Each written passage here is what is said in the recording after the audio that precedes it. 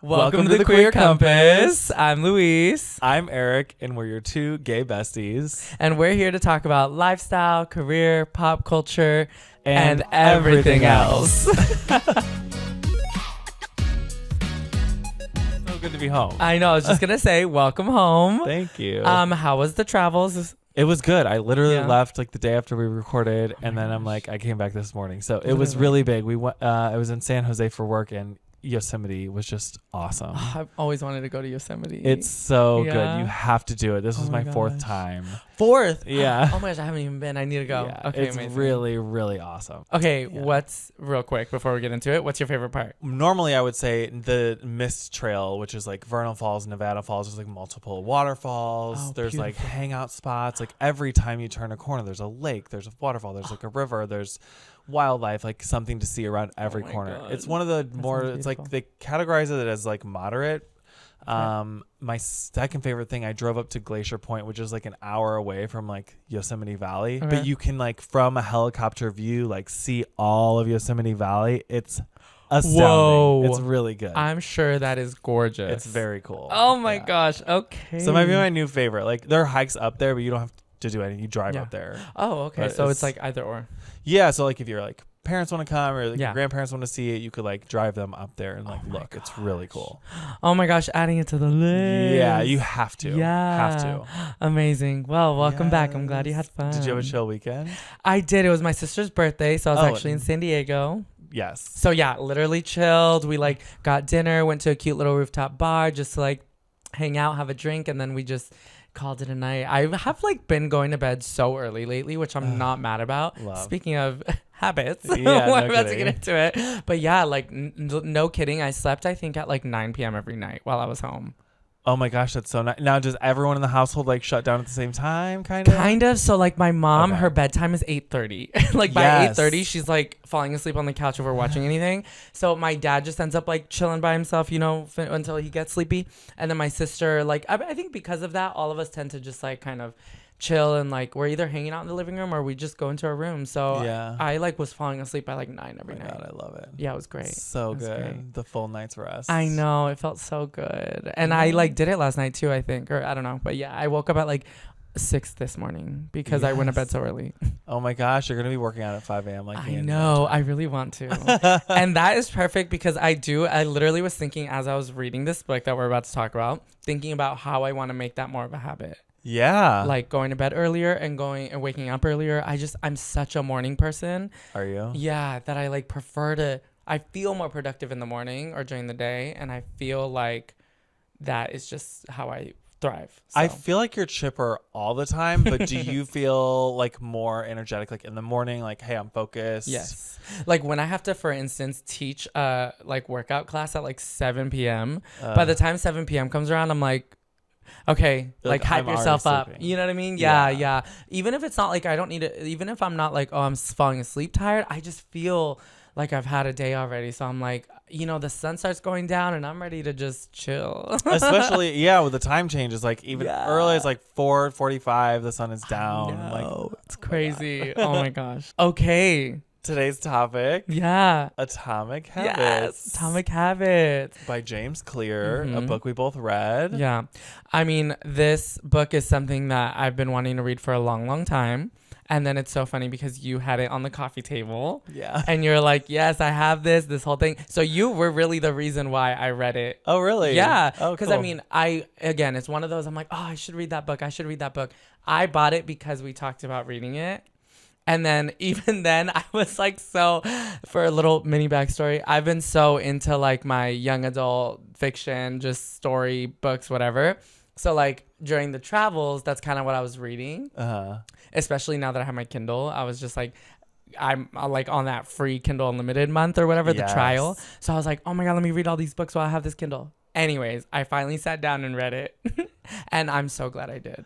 Oh my gosh. Yeah. It's a really, I thought it was an easier read, like a moderate to easy read. Really tangible things you can like take away, implement immediately. Totally.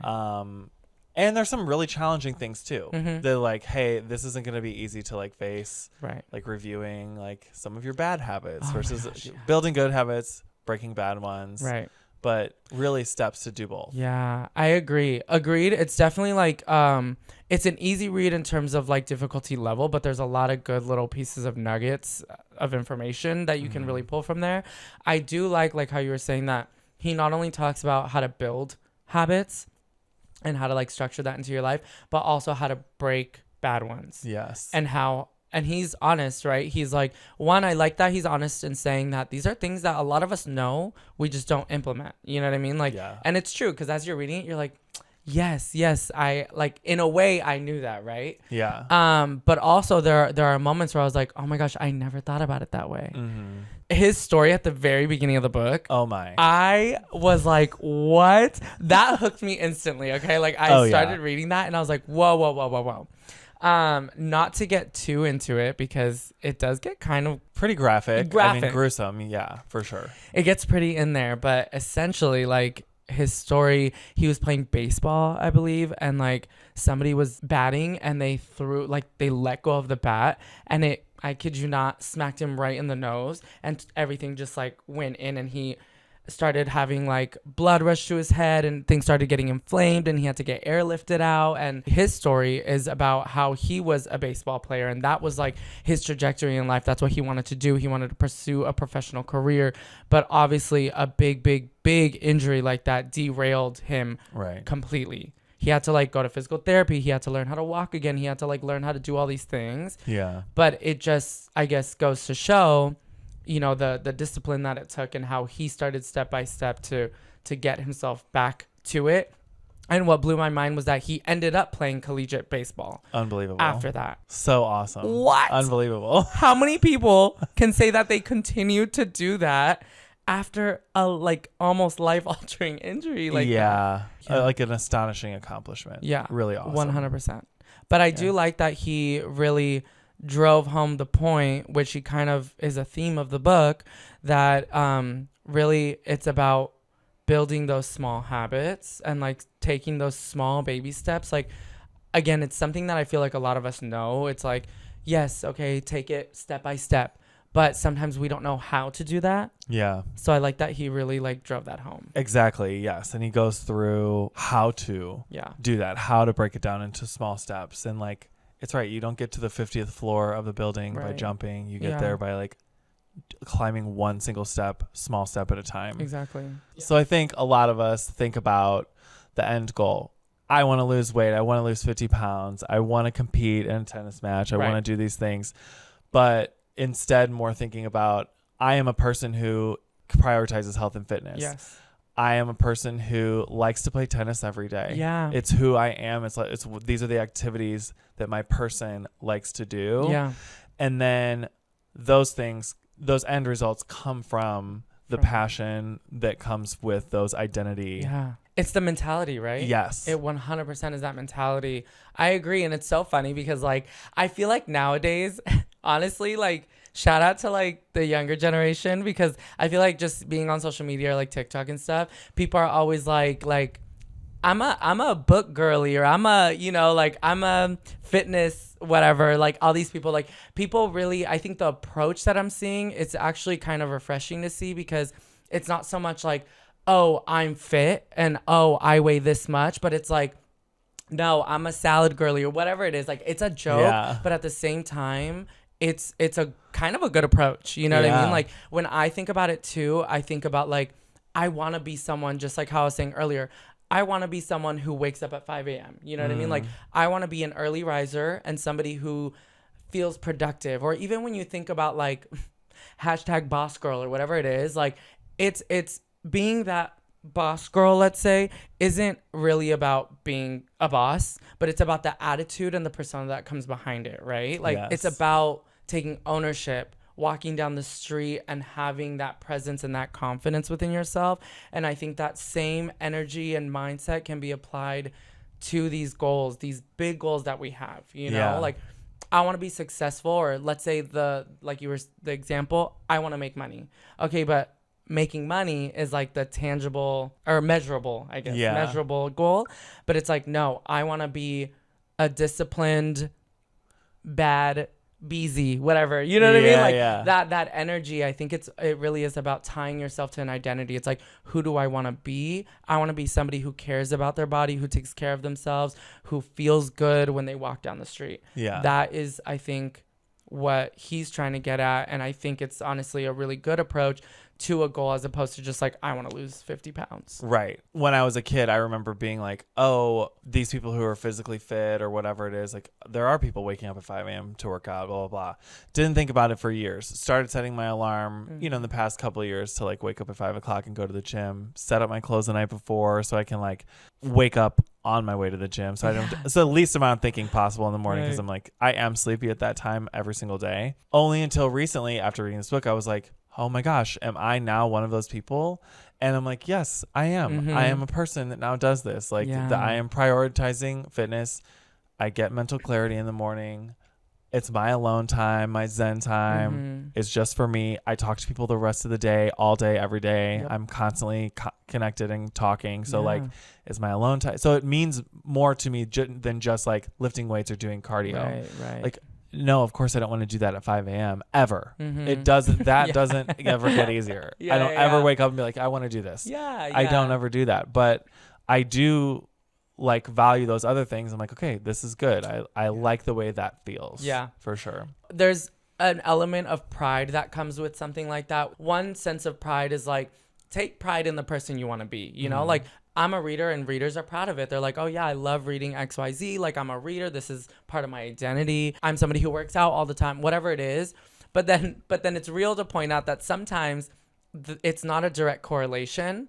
Like being somebody who wakes up to work out at 5 a.m., maybe it's not the workout, but you do like getting up at 5 and having that time to yourself before the day starts. You know what I mean? And I think that's fine. I think a lot of us kind of beat ourselves up because we're like, why don't I feel motivated to wake up and work out at 5 a.m.? It's like, that's fine. You don't necessarily need to feel so motivated to work out, but the accomplishment and the thing you should be proud of is that you woke up and is that you walked out the door. Yeah. You know what I mean? Like, and I think that's something he touches on too in the book, is just kind of like taking those little steps. All you have to do is get up at 5. That's step 1. You get up at 5 every week. You don't need to work out. You just get up at 5. Yeah. And then, okay, after you do that for 2 weeks or a week or however long, you get up at 5, you put on your workout clothes. You don't have to go anywhere. Yeah. You just get into these habits of like, you wake up and you do this and that's it. Yeah. And then you wake up, you walk out the door, you walk down to the gym. You're there for 5 minutes. That's it. You know what I mean?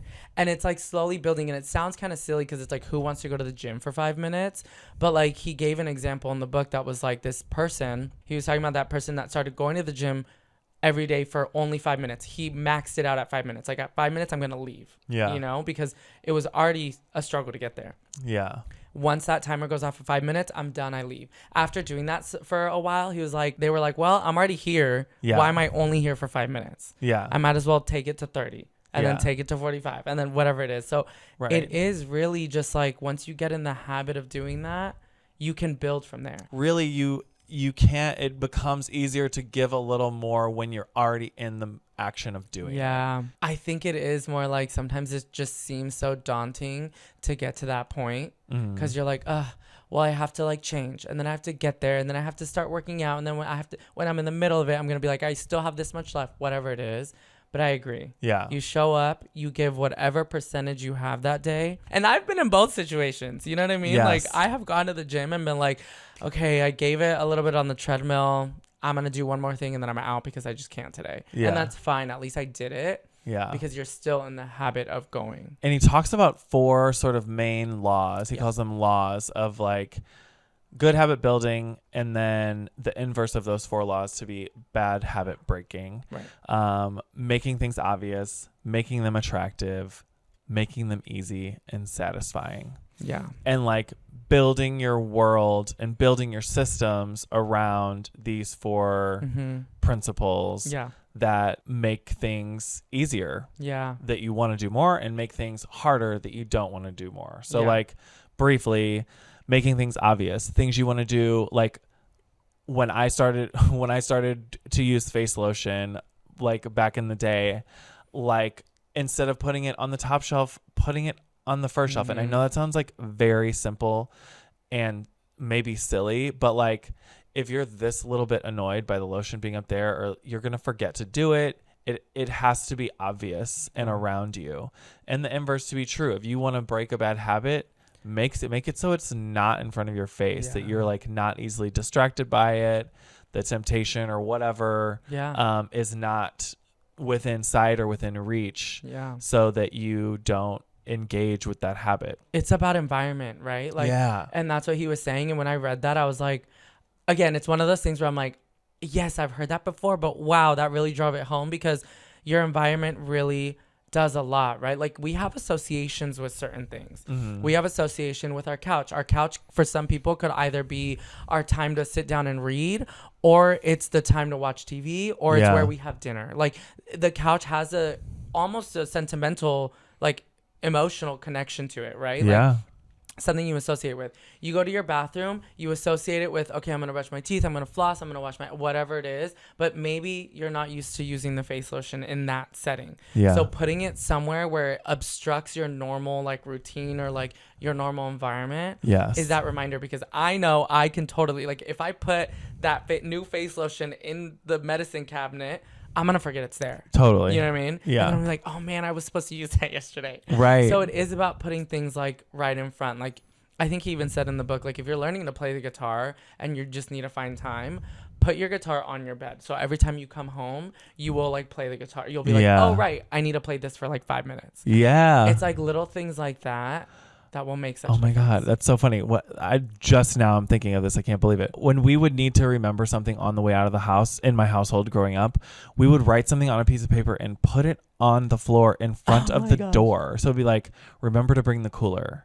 And the cooler's like in the basement. So we just wrote a note so we didn't forget to do it before we left. Yeah. You like literally just putting it right in front of your face. So you have to walk over this white piece of paper on the hardwood floor. It's like, it's right there. It's obvious. It's easy. Yeah. You're making it obvious. And that is so real. Like sometimes you just have to, like, I know we want to think like, no, I'll remember, or no, I can do this or whatever. But sometimes you just have to make it obvious, and you have to make it easy for yourself. Yeah. Like, that is so true. The easy law, he also has an example about the 2-minute rule. Okay, I did like that as well. You loved it. Okay. Yeah. Tell me more why you loved it. Okay. you and that's fine. Like, I love this because, well, obviously I was wondering as I was reading, I was like, I wonder what like Eric's gonna kind of get away and what I will. You know what I mean? Like, yeah, for sure. So the reason that I like the 2-minute rule is because it's kind of that idea of, we want to go big or go home. And I am at fault this way sometimes, where I'm like, okay, I want to run a marathon next year. So that means I need to start running X amount of miles. It's like, no. You don't have to run the whole thing your first time. You know what I mean? Like, you can break it down and you can lean to it. I get impatient with myself sometimes where I'm like, yeah, but I just want to do it all now, because I'm like, I believe that I can, and that's fine. Yeah. I like that I believe that I can, but sometimes we go so far that if we don't hit that mark, we feel like a failure, and then we just give up because we're like, oh, this is too hard. Right. But it's like, it's the 2-minute rule is like, for instance, if you want to become a reader, you're like, okay, I'm only going to read like 2 pages a night. I'm not going to try and read the whole book. I'm not going to try and read 3 chapters. Like, I'm going to read 2 pages every night. Yeah. Because I also find that sometimes when I get into bed, I'm like, I really want to read, but I'm just so tired, I'm just going to like go to bed. Or I don't know, you distract yourself by going on Instagram or whatever it is, that sometimes those 2 pages, that's all you need. So that way you get into the habit of getting in bed, 2 pages, done, easy. You can do whatever else you want.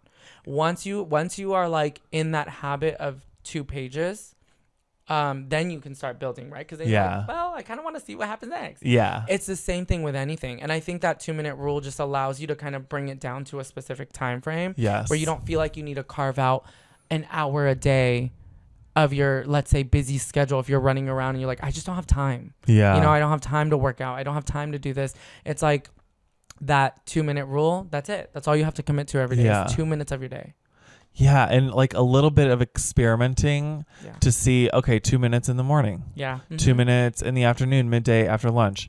2 minutes after I work out. 2 minutes right before bed, to see where it fits in. I was reading before bed and falling asleep like instantly. It didn't work. Even reading this book. Yeah. And then it wasn't until I saw somebody at the gym reading in the sauna. I was like, you're sweating all over your book, but whatever. There's this like a couple lounge areas in my gym, and I'm like, you know what? I'm bringing my book to the gym and seeing if I can read, if my like blood is pumping, and maybe I'm be more alert or retain more. So that's when I read now.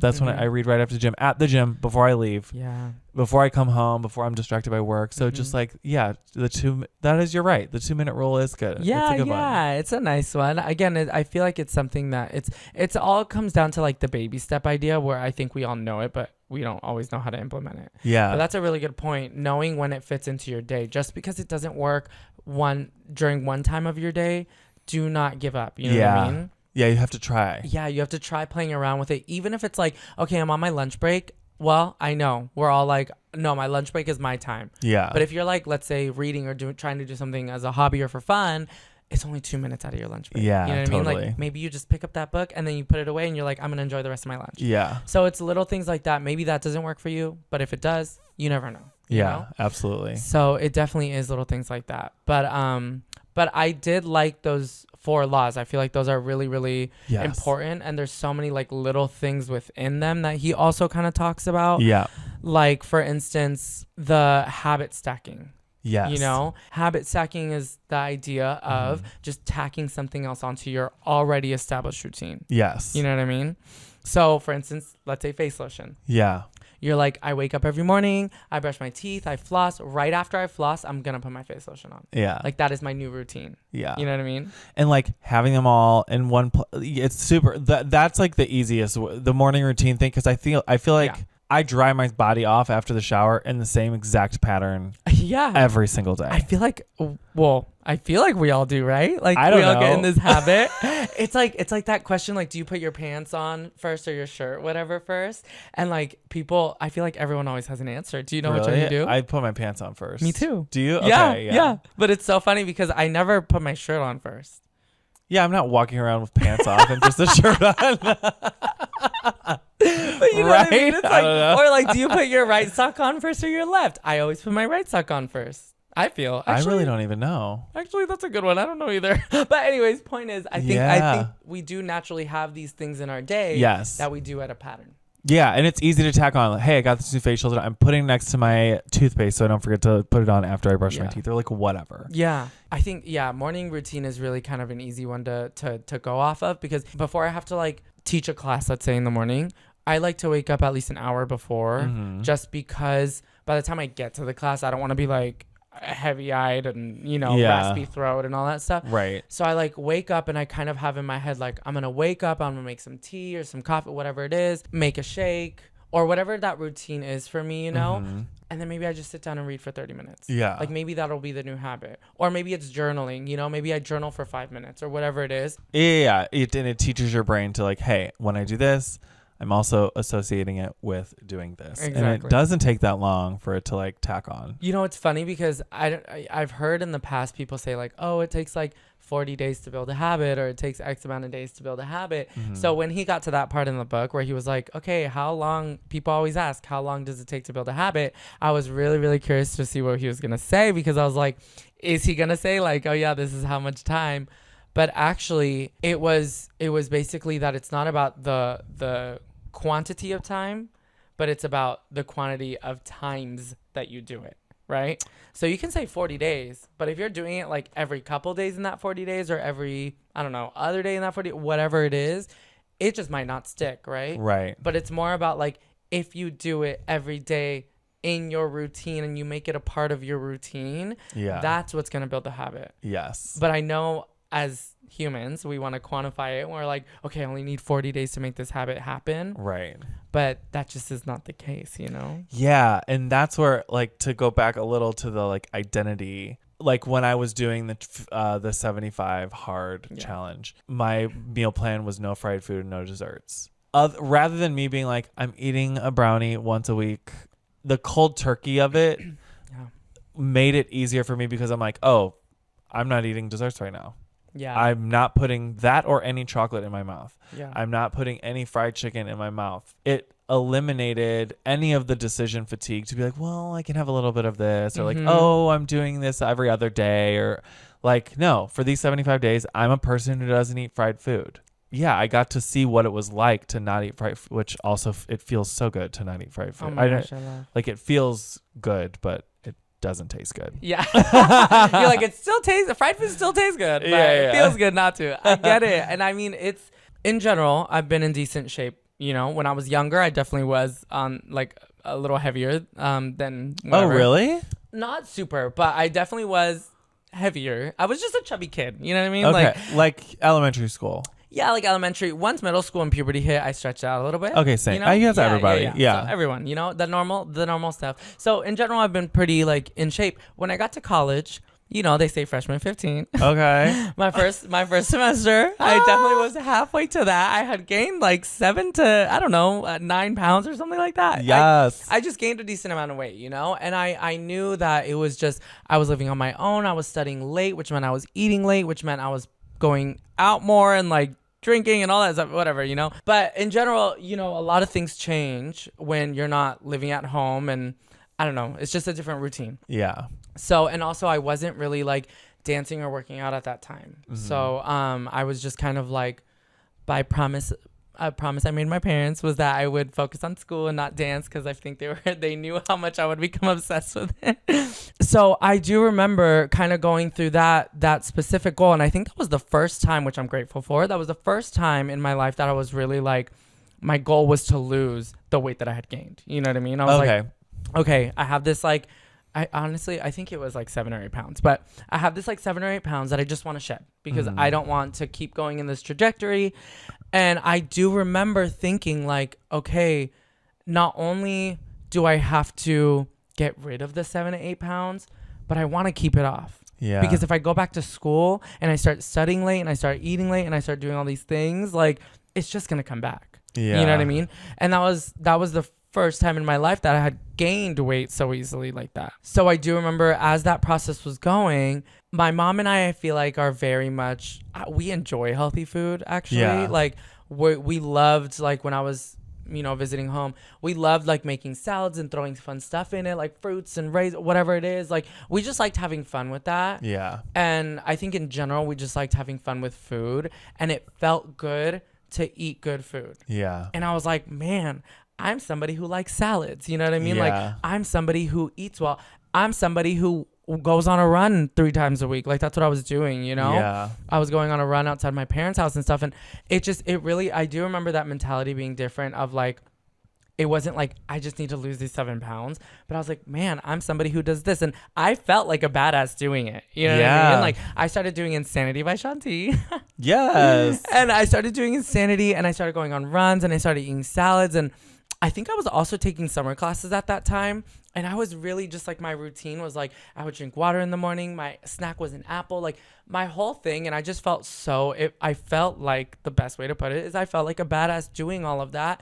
And I think that sense of pride and that sense of identity that I associated myself with, of being somebody who was able to do that and who enjoyed doing that. Yeah. Really kind of led to the future that is now I'm an instructor and now I work in fitness and I'm a dancer and all this kind of stuff. Because totally. If I hadn't thought that of myself, then I don't think I would have stuck with it. Yeah. You know what I mean? Definitely. Yeah. The result can give you motivation to kind of create this loop of like, okay, I'm feeling motivated. I like the result. And, you know, I'm going to do the action again over and over. But like, yes, the identity of like, oh, I like this. This is for me. Yeah. It's definitely can provide a different type of motivation, probably more long lasting, I would say. Yeah.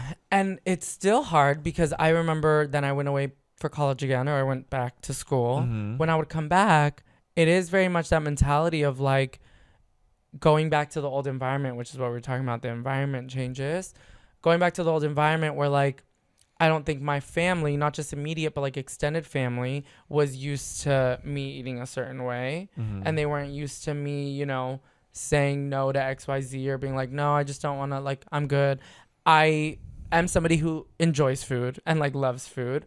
But I think like it used to be a sense of pride. I feel like I grew up with a sense of pride of like boys eat a lot, you know? Okay. And like you're a growing boy and boys can take it all because they work it off and stuff. But it's like that can be to a fault because like you don't need to eat all that. Like you don't need to prove to anybody that you can, you know what I mean? Yes. But it is that idea of like boys eat a lot, that when I started to say no, it was hard at first because I almost wanted to say yes because people were like, are you okay? Like, are you not eating? Like, what's going on? Yes. And I'm like, no, I'm good. You know what I mean? Yeah. So it is hard to go back. It is hard to hold on to it sometimes because your environment does want to make you go back into the old habits. Absolutely. And like, I'm 6'3", and so there are often times when people are like, Eric, you eat the last bite. You're bigger than me. Oh my gosh. Eric, it's okay that you weigh 210. You're 6'3", you know, or I weighed like 220 at one stage. I'm like, this is too heavy. I like did the calculation. The BMI was too high. I had to lose some weight to stay healthy. The people around you will say things, maybe to make you feel better, maybe to be nice, maybe to be mean, maybe to be, you know, there could be like a mixture of things that you're receiving from outward, but like deciding yourself that I like to eat salad, I like to eat this portion of food, I'm gonna stick with this because this is what I've decided for me, versus like the influence of other people being like, well, you're tall so you can eat more. I'm sure I didn't even think about the fact that you're also so tall and you're a male, so people are gonna be like, of course, eat more, like it's fine, and like give you that. And of course it doesn't always come from a bad place, like you said, right? Some people are like, it's fine, like enjoy whatever, but sometimes it's not what's best for you, right? It's hard to go against the grain, as with anything. We all want to be like, and James actually talks about this in the book, we all want to like fit in to our environment and society, and I by nature tend to be a people pleaser. So I of course want to be like, no, you're right, or like, yeah, it's fine, and I'm just gonna, you know, but I did realize that it just didn't make me feel good to eat that way anymore, and like to take care of myself that way. So it just came down to like, I think they're just gonna have to get used to it, and they will, and they did. Like my family now is like, they know they know how I am, so I think they fully understand it. But it is gonna be a learning curve, and it's gonna be a challenge for anyone who's trying to change that's in themselves. And there's one thing that you added on to our notes here that James calls the Goldilocks rule. Yeah. Which I totally forgot about. I'm glad you put it on. Yeah. When I took on bullet journaling, I was like, oh my God, I'm going to make this so pretty. Da, da, da, da. A bullet journal is like a day planner that you design weekly. Right. And so like it takes a minute, you know, like depending on how like intricate you want it to be or minimalistic or whatever, you can make it look however you want. Some people do like stickers and markers and rah, rah, rah. So like I kind of was like, okay, I'll do something like medium, but really that was too much. I like fell out of the habit of doing it. And so I resorted to something less beautiful because I was like, I want this to function for me. So if it takes 5 minutes for me to set up versus like 35 minutes, maybe I'll use it more. Yeah. And that worked better for me. So like the Goldilocks rules kind of that way with habits too. Like it can't be too easy. It's got to be challenging enough to like, you know, keep you motivated. Can't be too challenging so you quit. Has to be somewhere kind of in the middle. Oh my God, that's so real. I mean, first of all, that rule made me laugh because it's like not too hot, not too cold, just right. Yeah. But also that is so real because I have totally been a victim of that. Yeah. Where like if something's too easy, if I'm like, okay, maybe I'll just like start by doing this, and it's something that's way too easy, that I'm bored, that I'm not stimulated, that I'm not like motivated to continue doing, then I'm like, okay, that's too easy. Like why even bother? It's fine. I'll just do it naturally, or like it'll just happen or whatever. Yeah. But if it's too hard, then I'm like, oh my God, that was so hard. I'm never going to be able to accomplish this. Yeah. That's it. I'm done. You know what I mean? Yeah. Like, so it sounds like a lot. I know that I feel like when you present it that way, it's like, oh my God, how am I supposed to figure out what the in-between is? But I think it's just about tapping into your strengths. Like if you're like, oh, I'm somebody who's really good at, you know, or I'm a creative person where like the bullet journal is super easy, you know, let's say like it takes you 5 minutes and you're like, that's my strength, so I don't need to worry about that part of it. Maybe there's another aspect of it that I work on. But if you're like, oh my God, this is taking me 30 minutes, I'm not going to want to do this every day, and that's fine. I think that was smart. That was so smart to be like, I don't have to give up, but maybe I just switch it a little bit, you know? Yeah. Maybe I don't take 30 minutes doing this. Maybe I only take 5. That way I can actually fill it out. Yes. And I think a lot of times it seems daunting to figure that out, but it's such a small change that you can make that will allow you to keep pushing forward. Yes. And like using the gym as an example at the 5 a.m., like let's say you need to be at work at 8 and you're accustomed to waking up at 7. Yeah. Waking up 30 minutes early, going to the gym, like you said, for 5 minutes, then pushing it up, then working your way to 5 a.m. I personally didn't do that. I started waking up at 5 a.m. and I was like, I'm going to do this 2 times a week and then increase it to 3 times a week. But then very quickly I realized, it's easier to set your circadian or set your sleep rhythms so it was easier for me to kind of jump in. Right. But there's also some habits that I found success cold turkey with, like drinking soda. So I stopped drinking soda as a New Year's resolution in 2011, and I still don't drink soda. Oh my gosh. Quitting cold turkey, I was like, oh my God, this sucks. Yeah. But it sucked for a little while, and then I'm a person who doesn't drink soda now. Like it's been 12 years. You know what I mean? Yeah. So. Wow, 12 years. Everybody, round of applause. That's amazing. Wow, that's really cool, actually. That's it's I mean, it was bad. In Chicago, driving around with like a 12-pack of Wild Cherry Pepsi at all times. I loved Wild Cherry Pepsi. It was my favorite soda ever. My mouth is watering literally thinking about it right now. Oh my god. Yeah, I don't drink soda. Yeah. And that was good for me cold turkey because prior to that, I did try, I'm only going to have 1 a day. Yeah. I'm only going to have 3 a week. And I was like, being reminded how delicious it tastes was crappy because I was like, oh my God, I want more. I always wanted more.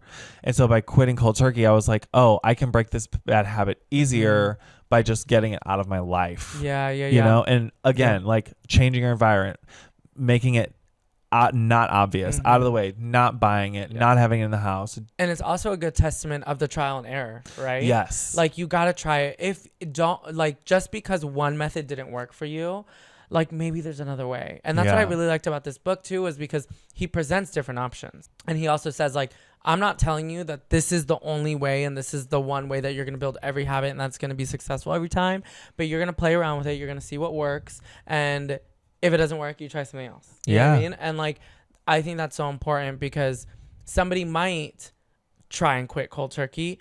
It might not work. So they're like, let me take baby steps to kind of like slowly get out of my life. That might work. But like you said, you did it the other way. It didn't work for you to give it up a little by little, which I understand because sometimes you're like re-dosed with your favorite, whatever it is. And you're like, oh my God, I forgot how good this was. And then you just go ham. You know what I mean? Yeah. Oh my God. So it's better to just cut it out, which is fine. I was going to say like in the process of doing that, I think one thing that I really liked that he pointed out was the process of like preparing for it and then the process of actually doing it. So like a lot of times I think as a creative I fall into this more so when I'm like, okay, I want to create this kind of content or I want to start putting these kinds of videos out. And then I'm like, okay, let me think about this. I can do it this way. Where am I going to film it? Like I'm spending all this time trying to plan it, but I don't ever actually do it. And it's because I'm like, no, but that won't look good. Okay, no, but this. Like you're going around in your head circles and circles, It's the same thing as working out, I'm sure, let's say. If you're like, okay, but what am I going to do? I'm going to do in the morning. No, but I have to drop the kids off. Okay, maybe at night. No, but I have to pick them up to school. And you don't actually end up ever taking action. And he does talk about that. And I'm like, okay, yes, we all know that, right? Mm-hmm. If being in motion, if that planning doesn't always lead to results, then why do we do it? Yeah. And he's like, because it makes us feel productive without actually doing anything. Absolutely. It is the same concept as those children unboxing gifts on YouTube and kids are watching it on the couch because it gives them the same feeling of actually doing it. Yep. So thinking about planning, thinking about doing the action, thinking about shooting 100 free throws, like the sports people, like athletes will say. Sports people, not the athletes. I love it. Oh my gosh. But the visualization, it gives you the feeling, it gives you your muscles the feeling of actually doing the thing, but you're not doing it.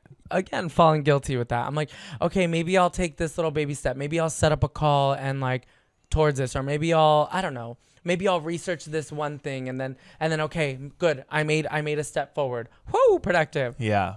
Where is that going to get me though? You know what I mean? Totally. Sometimes you just got to rip the Band-Aid off and do it. Yeah. Being in motion and doing the actual action, they're two very different. That was a difficult chapter for me to like internalize, because I was like, I do that all the time. I mean, another thing I thought was really like interesting was his kind of like idea of success. But he asked somebody, it was a coach, maybe an Olympic coach, I can't remember. Okay, that's what it was. It was an Olympic coach, because he was asking about his students. What would you call them? The people he trains. The sports people. The sports people. I'm like, what do you call them? There were so many like actual sports references that I was like, okay, maybe, sure. Yeah. You know? But anyways, so he asked him, like, what makes them so successful? What is that thing? Like, what do they do differently that we don't do? Like, you know what I mean? Do you remember that? Yes, I do. Oh my God. And it was so funny, because all the time you hear, you need to want it enough, and you just need to have that motivation, and that, like, the coach was saying all that stuff, like, oh, you know, well, part of it is genes, part of it is training, part of it is this. And he goes, but to be honest, at one point it comes down to just being okay with the boredom of training the same exact way every day. Oh my God. And I was like, yeah, it really is diligence. And, you know, when they say quote unquote practice makes perfect, but it's like, it really is just getting your reps in. Yeah. And that's what he said. He's like, get your reps in. That's all you have to do sometimes. Not all, but that's a big part of it. Yeah. And I was like, I never thought about being okay with the boredom of it all, because we all get bored sometimes, right? Like, the moment we start to plateau, of course, for instance, when you first work out, you lose weight the quickest when you first work out, yes. right? Because you're like, your body's going through something different. You're like motivated by that. As soon as your body hits the plateau, you get bored. And you get over it. And you're like, okay, well, I'm here, so I don't really need to do that much. But then what happens? You fall back into that pattern, and then you have to do it all over again. Yeah. Professional baseball players. Yeah. Venus and Serena. I mean, it's the constant practice. Like, people on Instagram, people who are artists, like painters, Bob Ross, like all that. So he didn't just get good at painting overnight. Like, it's an accumulation of a zillion paintings that probably got better and better and better over time, and then he's on TV painting for everybody. And that's all we see. That's all. You know, we don't see the 15 years prior of him, like, you know, not doing, or I don't know what he was. I don't know Bob Ross's story. No, I know, but I mean, it's like I think he brought in comedians to it too, and I was like, that's such a real like comedians who are just writing jokes every day. And Steve Martin. Yeah. That's who it was, right? Yes. He started doing magic at Disney when he was a kid. Like child. I think he was like 14 or 12. Back then, labor laws were different. Yeah, labor laws were different. And so he was like doing magic, and then tried something else. Yeah. And he realized he loved performing, and not magic, but he liked just performing. Yeah. So he eventually fell into comedy. Yeah. And like bombed. I think for comedians, you have to bomb a zillion times to start getting the feeling of being comfortable, like doing it. I don't know if I could ever do that. Comedy, oh my God. I have so much respect for comedians. Absolutely. Because I feel like really like, just in general, like performers, like dancers, it's not the same. Like comedians, really, you're right. Like, I feel like you do have to go through, and you always hear comedians talk about how they go through like those moments of bombing a show or whatever and figuring it out. And you really are putting yourself out there. And I feel like people tend to be so critical of jokes. Yeah. Like, they're like, you better be funny and you better make me laugh. And comedy is subjective too. You know what I mean? Yes. Like, it's really hard. But major props, because he was saying he just kept every day, he would write jokes, and then he would do like little 1 minute sets, little 2 minute sets, soon led to 5 to 30 and it soon grew, right? Yeah. And I think in the book he said like, it was 10 years of like prep, essentially, like 10 years of practice, 4 years of like figuring out the comedy thing, and then 4 years of like success. Yeah. So I'm like, that's like 14 years before you were ever successful. That's a long time. It's the practice, getting in your reps, like you said. And maybe that's why like we feel so comfortable like doing dance on stage, because it's like you rehearse and it's like muscle memory, and then you get on stage, the lights come on, you feel a little heart flutter, excitement, adrenaline, but after the first 8 count, you're in the rehearsal room again and you're just doing it another time. Yeah. But with the energy of a crowd. So it's just, I don't know. I just think comedy's so different. I know. I really do think it's so different. Yeah. Yeah. I don't know. But what else? Were there other things that you took away? One thing was the downside to habits. Okay. And at first I was like, this is interesting. I mean, and it's not just the downside to bad habits, right? Because there's a clear downside to bad habits where it's like we start doing things without even realizing that we're doing them necessarily. They just become a part of our day-to-day routine. And those are the bad habits are the ones we're trying to break. Yeah. But the downside to even good habits is like sometimes I think about it as like when you're driving your same route every day. Have you ever, I know we're obviously paying attention to the road, but I feel like sometimes you're like, wow, I really just drove from A to B that I do every day. And I don't even really know how I got here because like, it's just so second nature to like go that same route, right? Like your route to work or your route to the grocery store, whatever it is. Yeah. You're so used to it that you don't even think about it anymore. I think about it like that. And he was saying like, the good thing is that you're in that habit. The bad part is that a lot of times we tend to get to that point and then we do not think or worry about improving at all. Yes. And that allows for more of a margin for error. And when you get those habits built in your routine, or you've built this entire structural system with all this scaffolding around it of what your life looks like, and the world is always changing. The systems and environment at work is shifting and changing. The systems and environment at your home are shifting and changing. And sometimes it takes work to recognize, oh, wow, this habit is no longer compatible with the adjusting, shifting changes that have occurred over here. I need to now change. That's really hard as well. It's not easy to change your regular routine behaviors. Innately, nobody really likes change at the end of the day necessarily in those, especially I feel like in most working environments. Like if you have worked with somebody who's been in the industry or been doing this job for like 14 years, you know what I mean? Like, or something crazy or something long. A lot of times it is hard to convince them like, no, we need to change things up. We need to change the system because they're like, we've been doing it this way for 14 years. Like, why do we need to change it? It's just like any successful business, right? We always see like certain businesses go under because they weren't able to adapt with the times or like whatever it is. So it's like in order to be successful, not only in business, but just in life, you have to constantly check in or at least have a system in place where you do check in every now and then with yourself and be like, what has changed? Have my desired outcomes change? Like maybe my perspective on what I want out of my life has changed, and that happens with age too, right? Like it is important to check in and be like, does this routine and does this system still work for me? And it takes an amount of setting aside your ego and pride that like I think can be not circumvented, but it can make it a little bit easier to swallow if you think about it in advance. Like, okay, I'm going to do this 12-week workout challenge, or I'm going to do this, weight loss, or this is a project I'm going to do at work. And at the end of that, I'm going to also take a week to reflect on how it went to do my next 12-week plan, And so if you build it in, I think it makes it a little bit easier to set aside your ego and pride instead of being like, I did this and now take all the pictures and put them on Instagram. In case you're kind of like, I don't know that I need to do that, or if you're thinking that, I think a good example he gave was like how Olympic athletes also, like there were a couple he mentioned.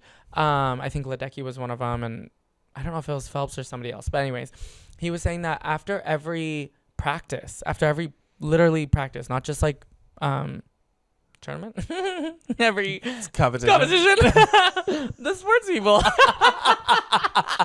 Clearly, we are not sports people, you guys. Okay. Oh my god. I'm like after every show, after every performance. That's what I would say. No, I'm just kidding. But after every practice, they would literally write down the times of all their teammates, and they would also reflect on their own, like not only time, but on what they could have improved on in that practice session. Oh, wow. Like some of them literally will have notepads, and will just like after every practice or after every run or whatever it is, they will jot down their time, what they could have improved on. Like they're still doing that even as Olympic level athletes. Awesome. You know what I mean? And I think that diligence it is about kind of setting your pride aside, and like it's about humbling yourself, honestly, because like you are never too good to keep growing. Like if you're sitting there being like, I don't need to do that, I've done this a million times. Well, guess what? There's somebody else that might be doing that, and who's gonna really, you're gonna be like, wow, how did they get there? Was there a second thing Yes. that you were gonna say? Okay. The only other thing I was gonna say, because when I read it, I was like, wow, thank you for validating my feelings. He was at the end of the book, like I think even after, he has like extra little tidbits. He was talking about like how all of our decisions are essentially emotional. You know what I mean? Like, yeah. and that is a big part of it too, because like there's the fork in the road, right? And it's like, are you gonna go home and watch TV, or are you gonna go home and read, or are you gonna whatever it is? So he's saying that essentially, although sometimes we want to make decisions that are apart from our emotions always come into play, and that's always the first thing, right? So he had a line in there that was like, we can only be logical and rational after we're emotional. Yes. And I was like, that's what I'm talking about. Because sometimes I'm like, look, sometimes you can have your moment. Well, you can always, right? Like have your moment. If something crazy happens to you, or if something like, if you, I think we've all been in those moments where we have to make tough decisions. Give yourself a moment. It's okay to cry. It's okay to scream in the room by yourself. Like whatever it is you need to do, like have your moment, let it out. Obviously in a respectful way to other people, I guess, but have your moment. Feel the emotions. Like it's okay to feel angry. It's okay to feel sad. It's okay to feel whatever you're feeling, right? Have those emotions, but then have them and be aware of them. Yes. You know, like let it out for a second. Be aware of it, because we're all human. We all have these emotions. And then be like, okay, how am I going to make a logical and rational decision, right? But I think it is important to like feel the feels for a second, because like if 100%. not, what? Like, are you supposed to suppress those feelings? Like, absolutely not. Right. It's only going to make it worse. So anyways, I just thought that was a little validating point. And I was like, good. Next time I'm going to cry. No, I'm just kidding. or like if you're at work and you get a spicy email from somebody that's like, these motherfuckers. Right. You know, like take a don't second. respond for 2 hours. Yes. Take a second. Or draft an email and sit on it for 2 hours and then edit it and be like, okay, I'll delete this. I'm a professional. This is how I conduct myself at work. Yeah. Then I will send. You know what I mean? Yeah. Like, and it's okay to do that. We're not robots. We're not robots. Yeah. It's fine. Feel the feels and then make a logical and rational decision. Yeah. Oh my gosh. Is that everything? I think so. Is there anything else you wanted to add? Maybe a recap. Like the 4 laws, making things obvious, attractive, easy, and satisfying. Yep. And then the inverse for breaking bad habits. Right. And then like our favorite little things like habit stacking, 2-minute rule. Goldilocks rule. Yes. Oh my God, I love that one. So good. Not too easy, not too hard, just right. Yeah. All in all, he's like driving home the idea of like baby steps. Like focus on the small things, take it step by step. Don't overwhelm yourself. But again, like play with it. I think that's important. Play with it. Like what you were saying is like trial and error. Like if it doesn't work one way, if you're like, this baby step thing is not working for me, I just need to go for it. Yeah. Then go for it and see if it works. And if it doesn't, we go back. You know what I mean? Like whatever it is. Yeah. And not about exactly building goals, but building systems to support the type of person that you want to be. And also, if you want to be that person, be that person. And it's okay to ingrain that as a part of your identity and have that mentality, right? Yes. Like, don't just set the goal of like, I want to, make money. But it's like, why do you want to make money? Like, who do you want to be in that persona? Right. What is it? It's not about having the paper bills. Yeah. It's about, what is it? It's about security. It's about security. Is it about maybe financial your freedom? family or like whatever it is? Yeah. Financial freedom. Yeah. Really thought-provoking. It did provoke me to feel a lot of like thoughts and reflect. Yeah. I will have to read this book again and take notes. Yeah. There are some like activities that are planted throughout that I did not participate in. There's like forms and like, okay, make this list, do this, I did not do those things. I just read it. So I'm going to have to read it more than once. Of course. For sure. And fully recommend, right? Like, I feel like that's actually a really good way of approaching any kind of book like this, because there are so many calls to action in these books. I do feel that sometimes it's good to just have a read, kind of absorb it all. And then you can go back and be like, okay, what were the calls to action? You know? Okay. Pop-up question before we go. Do you have any new habits that you want to implement? I do. I mean, I think the first one that came to mind was really just like getting up early, because to be honest, I don't think getting up early is hard for me. I think going to bed the night before early is hard for me. Yes. Because I'm a morning person, and I will wake up at 5 if I need to wake up at 5. Yeah. But if I don't need to wake up at 5 and I go to bed at like midnight the night before, I'm not going to wake up at 5. You know what I mean? So, and I think it's also about like, I want to get a full night's rest of sleep. Like I know that my body needs that, and I know that my mind needs that, you know? So, I definitely do want to make it a point to get up early and just be productive, because even today, for instance, when I did get up early, just because I have been going to bed so early the night before, I just felt so productive today. Like I got so much stuff done. Awesome. And when I wake up late, I feel like, I'm so lazy, and that's the mentality I have all day. Then you're trying to wake up all day. Yeah, then I'm trying to wake up all day, and then I just keep telling myself that I'm lazy because I woke up late, and like, it just doesn't like end well, you know? Yeah. Yeah. What about you? I think mine's more of a, I don't want to call it a bad habit, but I want to do something I want to get in the habit of doing something less, and it's less late night snacking. Ooh, I like that. So like I love trail mix. It's not a surprise. Yeah. I love nuts and chocolate. Well, I don't love chocolate by itself, but I like it with nuts and like raisin. I like the mix. I like the whole thing. I like different types. I like all trail mix. Yeah. And I have it's a high density food, or calorie dense food, and I just eat too much of it in one sitting. And I maybe, I have through the pandemic, I've learned that if I don't buy trail mix, of course I'm not eating it because I don't have it.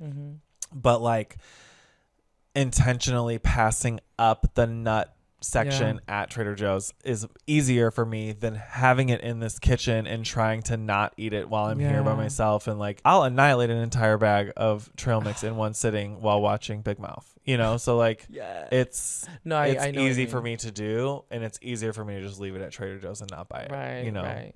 But I think that would definitely be mine. I like that. And I like that you chose like the inverse. Yeah. That's cool. Now I'm trying to think like, is there anything I need to, because I'm sure there are. You know what I mean? Like I think to go real quick, I think for me, to be honest, a lot of times I think like I just want to be on social media less. Oh, really? But it's hard because that's a part of my job. Yeah. So I am in this like conflicting battle. But again, I think there's ways to do it and to approach it where I can still be on when I need to, but I don't need to be on when I don't need to. Yeah. You know what I mean? Yeah. But yeah, anyways, little things like that. But I think it's also because I then get distracted and I go in a hole, and then I'm like, oh my God, 30 minutes passed by. I should be doing other things. Yeah. That's why the bullet journal planner is easier for me than like the notes app on my phone. 'Cause I'm like, my phone is a professional interrupting what I'm doing. Yeah, that's okay. So like if I'm making notes or doing something on like productive on a productivity app, and it's like boom, Instagram, boom, the other thing, I'm like, oh, YouTube's way better. Click over. Like it's so, I'm putting away my phone and I'm writing this down on a piece of paper because it's like this is what I'm doing right now. Oh my gosh, that's so real. But that's so real. The distractions of our modern day world. Yeah, it's wild. Oh my gosh, I'm so glad we both read this book. I know, me too. I've been wanting to do this episode for a long time. Yes, okay, well, I'm glad I finally read it because no, it's perfect. I didn't finish it. I mean, I started it months ago, but I just finished it a few weeks ago when I was on vacation with my parents. But yeah, I'm so glad we'll have to do another book and see, Oh my gosh, definitely. See what's incoming. All right. Well, thanks for chatting. Bye. Bye.